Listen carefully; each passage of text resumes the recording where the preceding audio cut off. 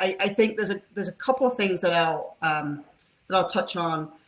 One is I'm going to talk about the rewards first, because oftentimes we think about the risks first, because that's the nature of who we are. It's in our blood.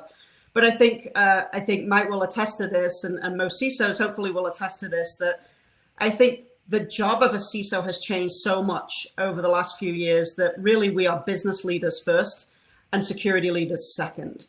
And as a result of that, it's really important for us to think about, well, what are the rewards for this first? And it's always a trade-off conversation. I'm a huge fan of leveraging data to drive business and revenue.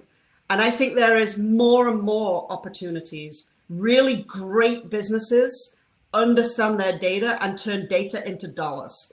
And I'm a huge, huge fan of this model. I've seen it in action. I've seen it work. When you think about what the possibilities are when leveraging, let's face it, more of the, as Mike says, AI is not new. It's been around for years, but I think there's more of a consumerization of it now that makes it a little bit more palatable for people to understand. And it also opens up many more opportunities.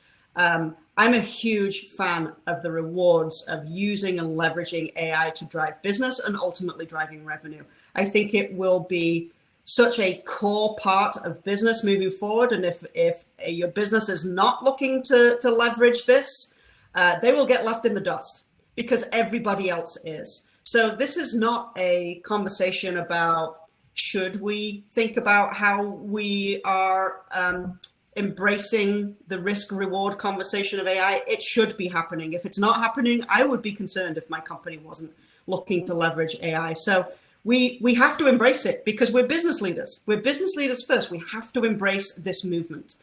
So how do we do that safely? And how do we do that safely and securely?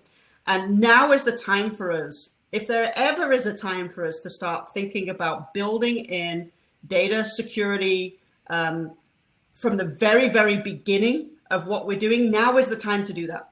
Because this is going to be very hard to go and reverse engineer and do backwards. Because once you get data into these LLMs, these large language models, you cannot get it out. So we need some guardrails. We don't want to stop business. We don't want to get in the way at all. What we want to do is work alongside our business and technology partners to enable them to do this safely. So having some kind of guardrails, making sure that there is a safe way for everybody to use AI capabilities and that it's not a runaway train.